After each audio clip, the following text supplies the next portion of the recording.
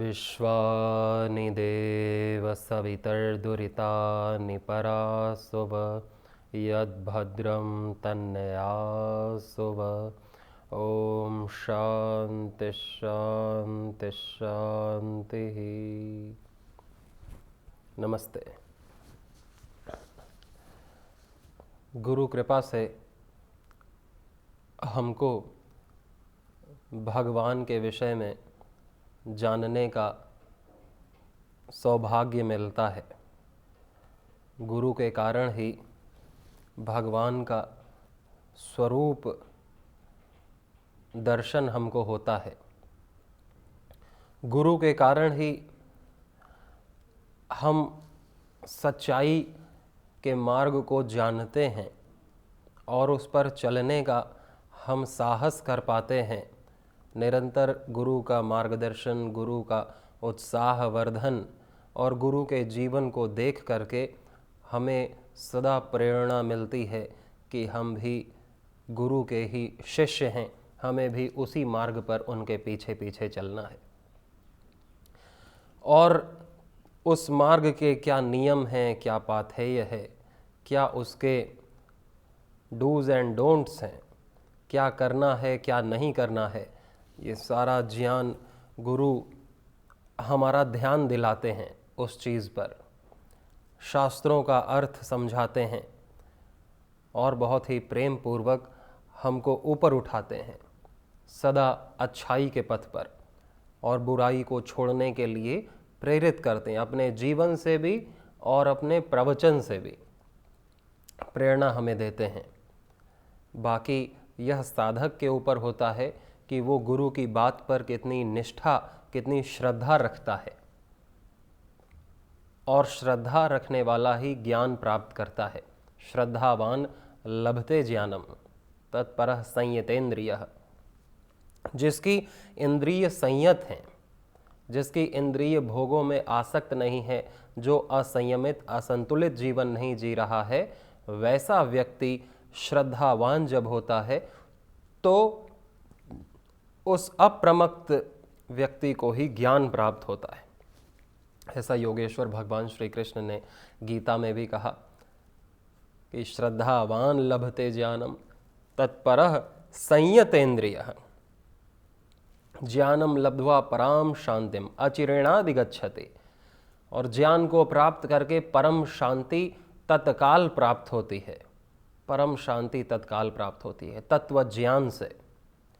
और वह ज्ञान, तत्व ज्ञान मिलता है जो जिसकी इंद्रियां संयमित हैं, जो तत्पर है, जो जागरूक है, जो अलर्ट है, जिसकी इंद्रियां संयमित हैं, जिसकी कर्म इंद्रियां और ज्ञान इंद्रियां।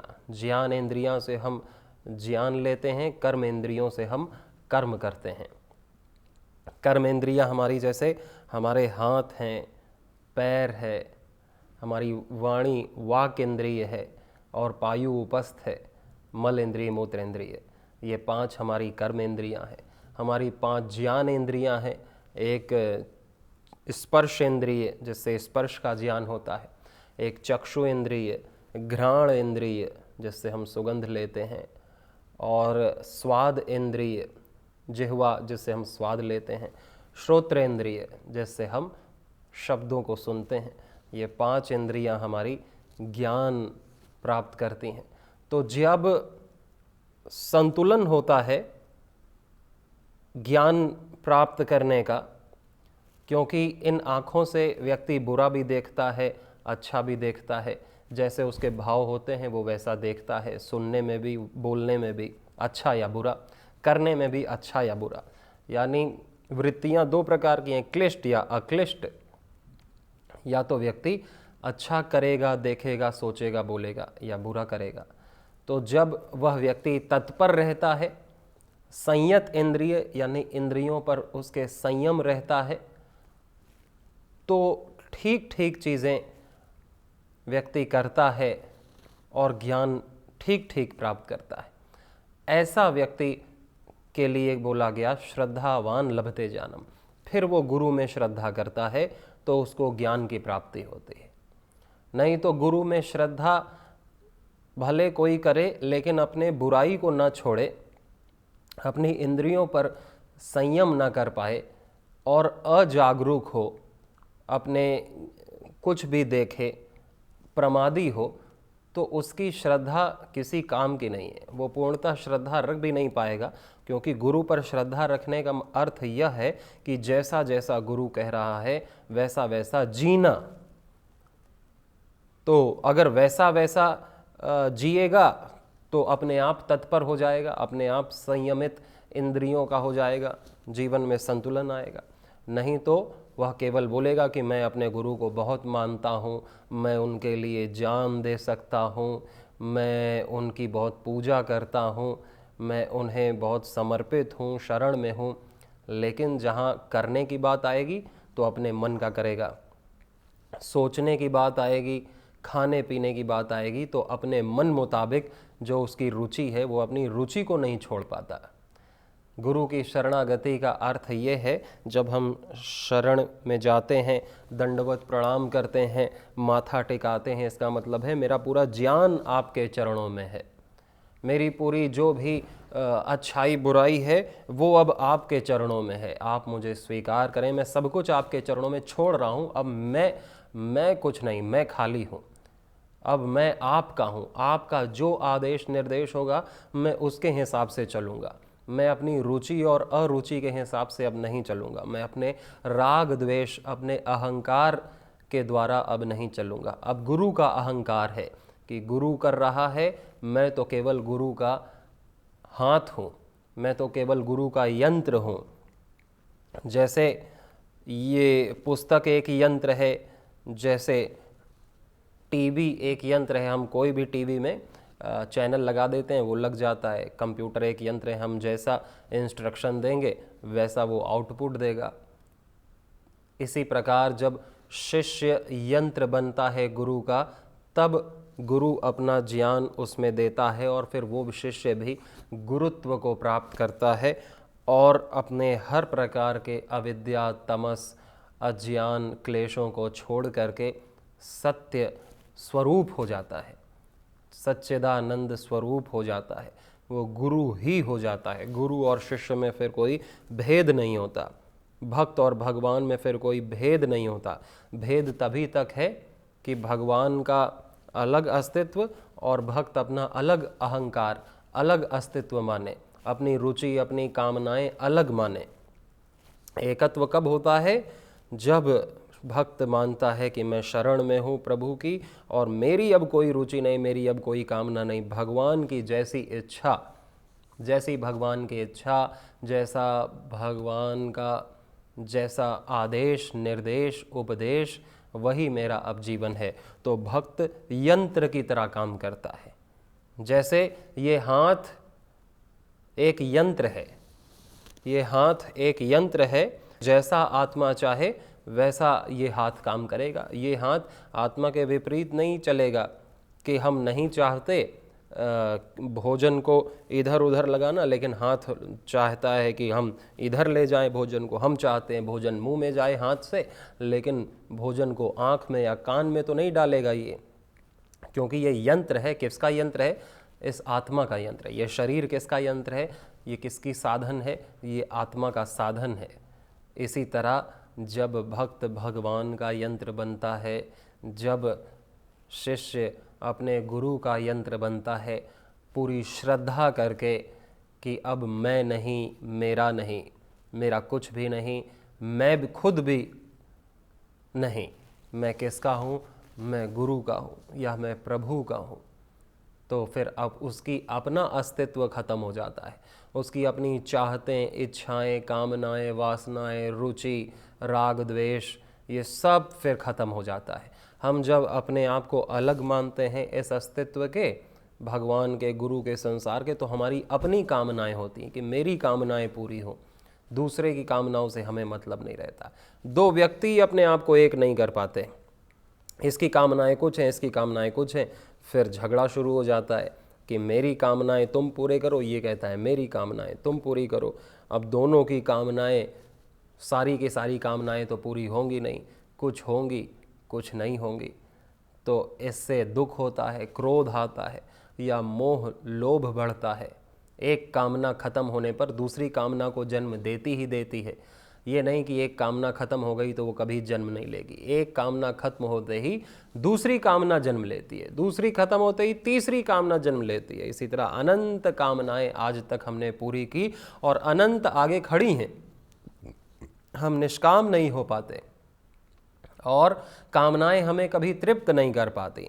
हम कितना भी धन का कामना करें, भोजन की कामना करें, न तो हम आज तक भोजन से तृप्त हुए, न धन से तृप्त हुए, न किसी भी वस्तु से हम तृप्त नहीं हुए।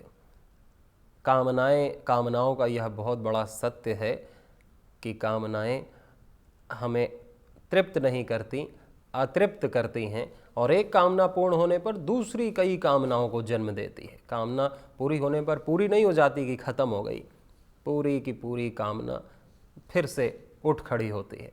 कामनाएं तभी नष्ट होती हैं शरणागति में ही निष्कामता आती है कि मेरी कोई कामना नहीं, अब मैं कृतकृत्य हूं, मेरी सारी कामनाएं पूर्ण हो गई हैं, अब कोई भी कामना मेरी नहीं बची। जो मैं कभी सोचता था कि मेरे को सुंदर रूप मिले या बहुत धन मिले या मकान मिले या सुंदर साथी मिले या भोग की और अनेकानेक वस्तुएं मिलें, अब वो सारी कामनाएं खत्म हो गई, क्योंकि सारी कामनाओं को मैं खुद ही शरण में हो गया। मैं खुद ही अपने गुरु का शिष्य बन गया, भगवान का भक्त बन गया। तो भक्त की कोई स्वयं की कामना नहीं होती, भगवान की कामना ही भक्त की कामना होती है। शिष्य की कोई स्वयं की कामना नहीं होती, गुरु की कामना ही शिष्य की कामना होती है। और अगर शिष्य की खुद की अपनी कामनाएं हैं तो फिर वह शिष्य नहीं है, फिर वो अपना ही शिष्य है और वो स्वयं ही गुरु बना है, स्वयं कोई मार्ग दिखा रहा है और उसकी कामनाएं वो खुद ही अपने हाथ में लिए है और अपनी ही शरण में है, वो गुरु की शरण में नहीं है। गुरु कितना भी कहे कि बेटा ये काम करो, इस रास्ते पर चलो, ऐसा वाणी व्यवहार आचरण रखो, लेकिन वो ऐसा जैसा उसका मन कर रहा है वो वैसा कर रहा है, तो फिर वो कहाँ गुरु की शरण में है। और फिर गुरु उसका उद्धार कैसे कर सकता है जो गुरु को मानता है लेकिन गुरु की नहीं मानता, जो गुरु को बहुत मानता है लेकिन गुरु की नहीं मानता, तो इसलिए गुरु उसका उद्धार नहीं कर पाता। इसीलिए भगवान हमारा उद्धार नहीं कर पाता। हम भगवान को बहुत मानते हैं कि उसकी रोज़ आरती करते हैं, भोग चढ़ाते हैं, उसकी पूजा पाठ करते हैं और बहुत सारे व्रत रखते हैं और जप करते हैं, नाम का तीर्थाटन करते हैं और बहुत सारे अनुष्ठान करते हैं।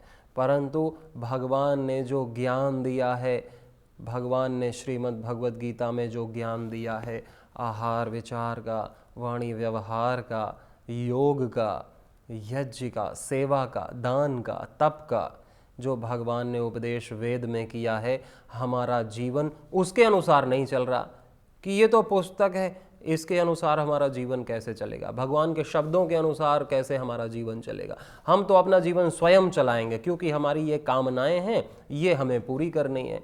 बाकी जो गीता में लिखा है उससे हमें क्या मतलब।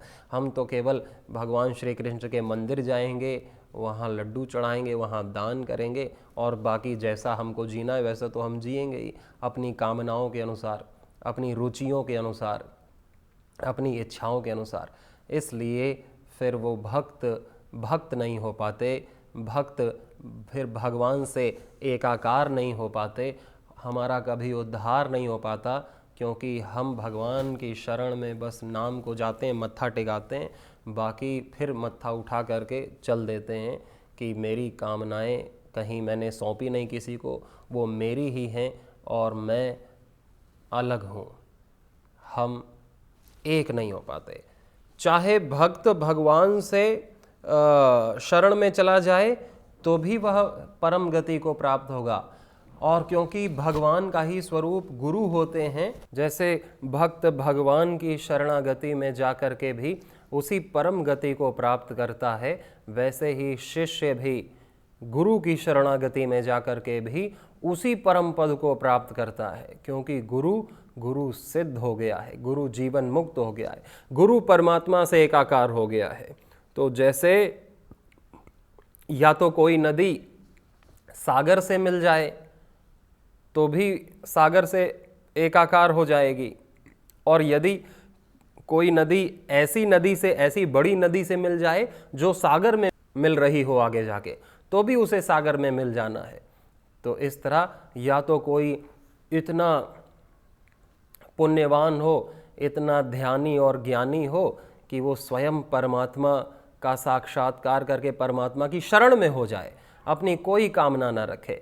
लेकिन किसी में इतना सामर्थ्य नहीं है, कोई इतना ध्यानी ज्ञानी नहीं है, तो उसे फिर उसके हिसाब से जब भगवान गुरु देते हैं, सद्गुरु उसे मिलता है, तो सद्गुरु की शरण में हो जाए। तो गुरु भगवान से जुड़ा हुआ है, तो वो उसे गुरु भी उस शिष्य को भी, उस शरणागत शिष्य को भी भगवान से जोड़ देता है। तो इसीलिए गुरुर्ब्रह्मा गुरुर्विष्णु गुरुर्देवो महेश्वरा गुरुर्साक्षात् परब्रह्म तस्मै श्री गुरवे नमः।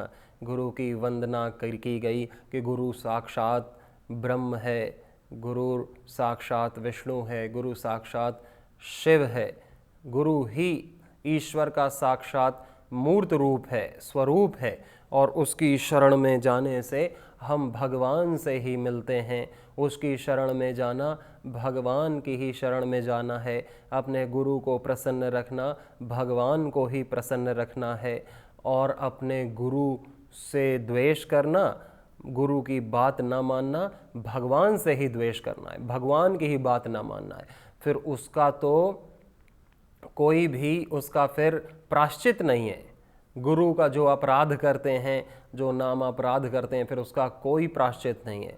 भगवान अपने लिए तो एक बार माफ़ कर भी दें कि इसने मेरा उल्लंघन किया, मेरी आज्ञा का उल्लंघन किया, लेकिन जो भगवान के भक्तों का उल्लंघन करता है, उनका अपमान, उनको चोट पहुंचाना, उनसे द्वेष करना, फिर उसका तो कभी भी कल्याण नहीं होता। वो सदा के लिए नरक में ही जाता है, नरकीय जीवन ही जीता है। इसलिए हमें सौभाग्य मानना चाहिए कि हमें मानव का तन मिला, हमको भारत, ये ऋषियों का देश, संतों का देश, वेद उपनिषद जहाँ से पूरे विश्व में फैले, जो राम कृष्ण की भूमि है, मातृभूमि है, ऐसी संस्कृति वाला हमारा ये देश है। यहाँ हमारा जन्म हुआ, और जन्म ही नहीं, यहाँ हमें अच्छे माता पिता, अच्छा वातावरण, और हमें अच्छा ज्ञान और सद्गुरु भी मिले, जिन्होंने हमें योग का ज्ञान दिया, यज्ञ का ज्ञान दिया, सेवा का ज्ञान दिया, स्वस्थ और पवित्र जीवन जीने का जिन्होंने ज्ञान दिया। ऐसे सद्गुरु जिन्होंने अपना तन मन धन इस संस्कृति की रक्षा के लिए, धर्म की रक्षा के लिए, राष्ट्र की रक्षा के लिए, स्वदेशी की रक्षा के लिए, जिन्होंने अपना एक एक श्वास लगा रखी है निष्काम भाव से, जो कभी थकते नहीं, जो कभी हारते नहीं, जो कभी डरते नहीं, जो कभी पीछे नहीं हटते, ऐसे गुरु जिन्होंने अपना पूरा जीवन ही भगवान के लिए, संसार की सेवा के लिए, सबके कल्याण के लिए लगा के रखा है, ऐसे गुरु हमें प्राप्त होते हैं। तो ये हमारा बहुत बड़ा सौभाग्य है। और फिर हम अपना सौभाग्य और लिख देते हैं। इतना तो सौभाग्य ये भगवान की कृपा से मिला, लेकिन हम अपना सौभाग्य कैसे लिखते हैं? जब हम ऐसे गुरु की शरण में रहते हैं। शरण में रहने का मतलब है फिर हम गुरु की आज्ञा में रहते हैं, गुरु के अनुशासन में रहते हैं, और गुरु की इच्छा को ही पूरा करना हमारे जीवन का उद्देश्य रहता है। अपनी कोई इच्छा, अपनी कोई कामना, रुचि नहीं रहती। गुरु की रुचि, गुरु की इच्छा और गुरु का उपदेश ही, गुरु का संदेश ही हमारे लिए जीवन का एक ध्येय बनता है, एक लक्ष्य बनता है, एक मोटिव बनता है कि बस ये कह दिया, ये मेरे जीवन का लक्ष्य है, ध्येय है। जैसे किसी के माता पिता कह देते हैं कि बेटा तुम्हें बड़ा होकर डॉक्टर बनना है, डॉक्टर बनना है, एमबीबीएस एमडी स्पेशलिस्ट सर्जन बनना है, डॉक्टर बनना है, तो बच्चा बचपन से ही डॉक्टरी के सपने देखता है, वैसा ड्रेस पहनता है, वैसा स्टेथोस्कोप लगा के सबका चेकअप करता है और फिर बड़ा होकर के वैसी स्ट्रीम चुनता है और खूब मेहनत करके डॉक्टर बन जाता है। अपने माता पिता के लक्ष्य को उसने सर आँखों पे रखा और वो डॉक्टर बन गया। किसी के माता पिता कहते हैं कि तुम्हें सैनिक बनना है, तुम्हें आर्मी ज्वाइन करनी है। पिताजी आर्मी में रहते हैं तो बच्चा भी देखता है कि आर्मी में रहना तो कितनी बड़ी देश की सेवा है, नौसेना में, जल सेना, वायु सेना, ये सारी सेनाओं में पैरामिलिट्री फोर्सेस में जाना देश की सेवा है और इसमें काम करना हमारे लिए गर्व की बात है। तो बच्चा उसी तरह फिर वो भी अपने पिता की तरह एक अच्छा सैनिक बनता है, एक अच्छा अफसर बनता है। इसी तरह जब अपने सारे संबंधों की आसक्तियों से मुक्त होकर शिष्य जब गुरु को ही अपना माता मानता है, गुरु को ही अपना पिता मानता है या भगवान को अपना माता मानता है, त्वमेव माता च पिता त्वमेव, त्वमेव बंधुश्च सखा त्वमेव, त्वमेव विद्या द्रविड़म त्वमेव, त्वमेव सर्वम मम देव देव। जब गुरु को अपना मानता है या भगवान को अपना मानता है तो फिर उन्हीं की जैसा भगवान मानते हैं। भगवान और गुरु अलग नहीं है, एक ही हैं। उनकी इच्छाएं भी एक हैं, उनकी कामनाएं भी एक हैं, उनका अहंकार भी एक है, उनका अंतःकरण भी एक है, उनका ज्ञान एक है। दोनों ही सच्चिदानंद स्वरूप हैं और दोनों की आज्ञाएं अलग अलग नहीं होंगी, दोनों की आज्ञाएं एक ही हैं। जो वेद की आज्ञा है वो ईश्वर की आज्ञा है और वो गुरु की आज्ञा है।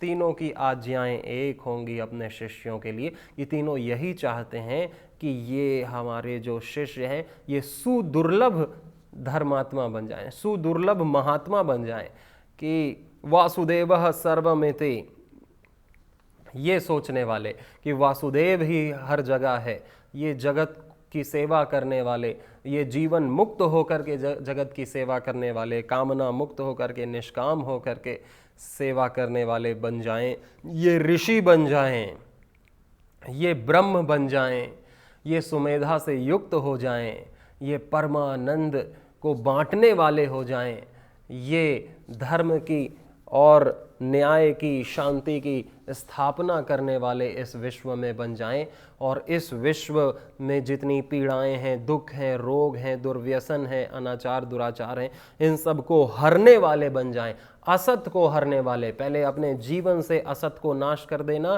फिर इस जगत से असत को नाश करने वाले ये बन जाएं। ऐसा भगवान भी चाहते हैं और ऐसा हमारे गुरुदेव भी चाहते हैं। तो ये हमारा तो सौभाग्य है कि ऐसे हमको वातावरण मिला और सौभाग्य हमारा बन जाएगा यदि हम गुरु के कथानुसार, गुरु भगवान की आज्ञानुसार, शास्त्र की आज्ञानुसार हम अपने जीवन को जी करके, सबसे पहले तो यही आदेश है कि हम असत का नाश करें, अधर्म का आचरण ना करें। अपने भीतर से जो भी हम जानते हैं कि ये असत है, ये दुर्गुण है, ये अधर्म है, ये अनीति है, इसको हम हटा दें और फिर इसको हटाने के बाद फिर कोई अवरोध नहीं आएगा, कोई ब्लॉकेज नहीं होगा, कोई ऑब्स्ट्रक्शन, हर्डल नहीं होगी सत्य जीवन को अपनाने में। वो तो जीवन है ही है, वो तो सदा से है।